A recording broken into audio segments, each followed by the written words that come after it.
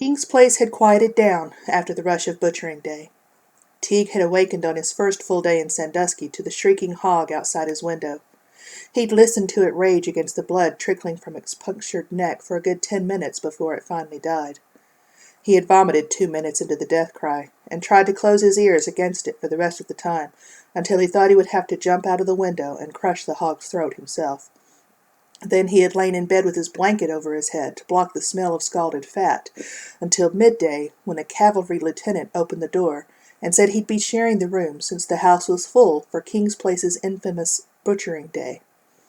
The lieutenant held the mulatto woman by the arm behind him in the doorway, and while Teague pulled on his coat and a shoe, she muttered something else about tenderloins. He'd stayed away from the boarding house and its sundry smells and sounds until the cold drove him to a chair outside his room, where he sat listening for the better part of the night. Now, as he moved across the yard, the silence and relative absence of people were welcome. The mulatto seemed to have a customer, since she wasn't at the front door to meet him. Perhaps he would make it to his room without having to speak to anyone. "Mr. Scott?" the proprietress called from the parlor when he was at the top of the stairs. "A letter came for you. I stuck it under your door. I'll ask you not to have your mail sent here. I don't want to waste my time traipsing up and down these stairs carrying your letters." Most of her words escaped Teague as he hurried to his room for the letter. It was written on military stationery, sealed on itself without an envelope. The author had been in a great hurry, though the letters and the address were well formed. This Colonel Pearson must have been a busy but thorough man. Teague opened the letter. Headquarters, Hoffman's Battalion, Depot Prisoners of War, near Sandusky, Ohio, November 5, 1863. Teague Scott, King's Place, Sandusky. Captain, I have just received your letter of the 3rd regarding your wish to visit your brother at Johnson's Island. I regret your having traveled so far to no avail. Colonel Pearson's orders are quite explicit on the matter of visitation, and as your brother is not currently ill, your request must be denied. Yours respectfully, B. W. Wells, Lieutenant and Post Adjutant. Pearson had not bothered to write his response himself. Or more probably he had never even seen the request, his adjutant having separated it from the official communications as unimportant. He could imagine this B. W. Wells scratching out what had by now become little more than a form letter, and wishing he could be better employed. Teague had written enough form letters in his military career to understand the feeling. Henry came again that day, just in time to catch him pacing the room in the best manner a man on crutches could manage. Teague handed him the letter, and paced some more while waiting for him to read. "What are you going to do?" Henry asked at last. "What else can I do? I'll go back to Oakshade. Warner wants to take me off to Philadelphia to be fitted for a wooden leg so I can stomp around like Ahab and kill myself trying to find that blasted whale." "I'm sorry." Teague waved off the sympathy. "I'm just so tired of everything being so close to right and then going wrong." "That does seem like a pattern." "A carefully designed pattern to bring me to grief." Henry sat down and watched Teague pace, then murmured, "Wherefore is light given to him that is in misery, and life unto the bitter in soul, which long for death, but it cometh not, and dig for it more than for hid treasures, which rejoice exceedingly and are glad when they can find the grave." Teague stopped pacing. "Curse God and die, you mean? Well, I'm not dead." "No, that's not what I meant. You're no Job."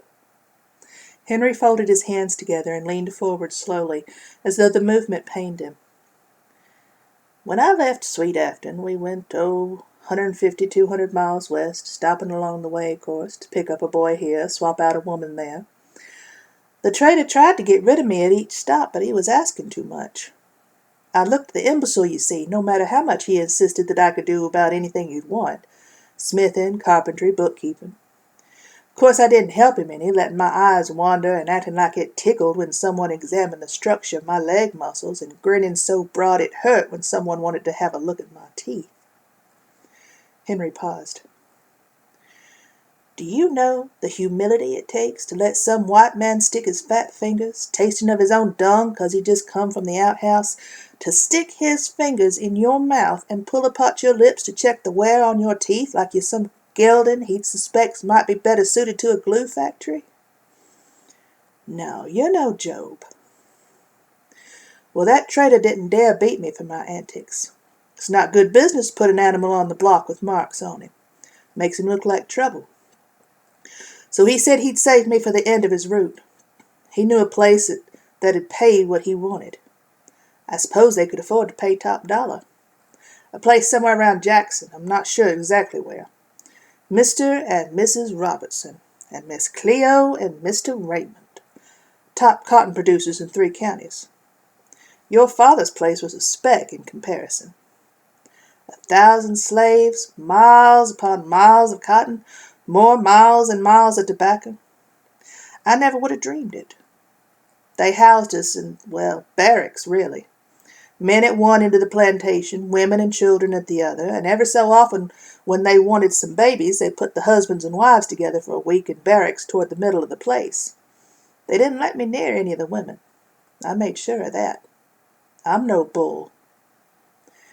I decided after what Anderson Scott did to me that if I was going to be treated like a dumb brute, I'd act like one. I pulled up a cotton plant, roots and all, the first day I was in the field. Got lashed for it, squalling all the time like old Webb used to do, you remember, like he hadn't a brain in his head. Oh, please, sir, don't hit me no more, sir. No, sir, I won't do it again. You told me to pick cotton. I be picking like you told me. Most of the overseers figured I was an idiot when I did things like that. Gave me a couple of lashes and then got another slave to show me how to do it properly. But there was one, Crawley, who had a profound dislike for me. Beat me every chance he got, carrying on about how the Lord instructed us to embrace our labor, for he who didn't work shouldn't eat. I got a little peeved one day and sort of muttered that the Egyptian overseer sure embraced his work, and look what it got him. Crawley beat me to the ground, told everyone I ought to be hanged, but no one would believe simple Henry would have said such a thing, much less mean anything by it. I couldn't walk for 2 days after, and then they made me get out of bed, sore or not. And you know, that whole time I was sick of bed, that passage kept wandering through my head. Wherefore is light given to him that is in misery, and life unto the bitter in soul. No, you're no Job. And that passage stayed with me. I'd lie awake every morning waiting for the big bell that started the work, and I'd say those words. It was that time of the morning, about an hour before dawn, when it's not quite dark and not quite light, but sort of gray all over, at that in-between place where you think it could go either way. And everything is so still and in waiting, like the ground is holding its breath to find out which way the day'll go, light or dark. I never knew which way I wanted it to go. To the dark again, where I'd dream about Nancy, see her loving another man, birthing another man's children, dying with those children. Or to the light, where I was hated and beaten and driven like a machine, and the master's dogs ate before I did. I couldn't decide, but the light came anyway. And while I walked to the field, I watched the light touch the clouds all golden and white, and the sky got so blue, and the warmth on my face just dispersed the chill of the grayness. And for that one moment, when I saw the dawn in all its glory, I thought, maybe today everything will be all right. And then it would pass, and the day wasn't all right. But I'd wake up the next morning, wherefore is light given, see that dawn, hope everything would be all right, and find out that it wasn't. I did that for about 5 years. Now, Miss Cleo Robertson had something very wrong with her mind. She was just as good as she could be most of the time, a little high-strung, but a good girl. But she'd have spells when she swore at everybody around and ran naked through the fields. Even ran off to a brothel in Jackson once. One day, she announced that she was with child, and feeling especially contrary, she said it was me, the blackest man on the place, and an idiot. Mrs. Robertson lay into me worse than any man. The lash cut clean through to the bone on my arm. Mr. Robertson and Raymond had to pull her off and put her to bed. Cleo told him it was only a joke, that a neighbor's son was the father, but they were going to hang me. They were going to hang me anyway. Henry stopped speaking, his voice hoarse. Teague had not moved from his spot in the middle of the floor, and his body ached from standing so long. Still he did not dare move.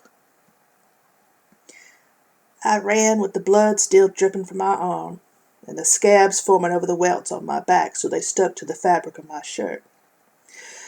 I traveled at night, digging down in swamp mud or climbing trees or scrunching in the back of caves during the day. Scared out of my mind at every dog bark I heard. Still can't abide dogs. I followed the river up, went over into Indiana and into Michigan. 4 months. Snow was on the ground when I reached Michigan. A Quaker woman gave me a coat and a pair of shoes, but the shoes wore out before long. And every morning before I hid for the day in the slave states, or settled into someone's barn in the free states, I'd say, "Wherefore is light given?" And then I'd watch the dawn and hope everything would be all right. Then toward the end of October I slept through a perfectly good traveling night in one man's barn, and I woke in that hour before dawn and asked that question, more bitterly this time because I was determined to make it to Canada with this one last stretch. And I would have to make it in daylight, where they'll pick you up as a vagabond or turn you over to bounty hunters who scour the land even though it's enemy territory. The man asked me to stay for breakfast, but I told him I got to get to Canada. Then he looked at me strange and said, "You're 5 miles into Canada now." I watched the dawn and hoped that day that everything would be all right. And it was. Now I'm here, going back south soon, and I'm going to find Nancy and show her the house I built her and the willow that I planted outside the kitchen window because it's her favorite tree. She believes that tale that the person who planted the willow will die when its branches touch the ground, so she'll be pruning it all the time. But if I don't find her, or if she doesn't want me, I'll still be fine. Because after that dawn, I know everything is going to be all right. Henry rose from the chair, pulled on his coat and forage cap, and opened the door. But before he left, he turned back to Teague, who still had not moved. "You just have to wait for the right dawn." A train was leaving that night, though the clerk at the station doubted the company would keep such a late hour on its schedule much longer. There simply wasn't enough demand to justify it. Teague had a couple of hours to waste before the train left. He had caught Henry at the bottom of the stairs at King's Place, said a simple goodbye, and made him promise to keep up a correspondence. "When you're in camp eating maggots and whittling your life away between battles, you'll be happy to write letters," Teague advised him. They'd shaken hands and parted once more, one with the hope they'd meet again, the other with the almost certain despair that they wouldn't. Teague asked his driver to take him to the docks on Sandusky Bay. They weren't so very far away from the train yards. Night had come quickly, soaking up the light from the gray sky until it turned black. There were no stars to break the monotony of the darkness or to demarcate air from water. But far out on the lake he saw the darker silhouette of the island, which showed that however black the sky seemed, it was really a deep, fathomless blue. Tiny points of light moved in the black on blue. They were lanterns in the guard-houses atop the perimeter fence, but from shore they were like fireflies who had forgotten to die with the first frost. They were dancing around his brother, oblivious to the cold, wet wind that flapped the bottom of Teague's overcoat against his leg, making it sound for all the world like a regimental flag unfurled. The lake would freeze soon in patches of thick ice. The snow would come down and drift as it would on land. The wind would take on a voice echoing the collective howl of mourning that rose up from the country.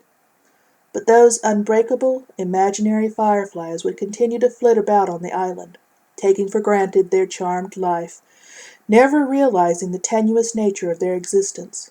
for they would ever exist only in that rare instant when Teague lapsed in his determination to be always prepared for the worst.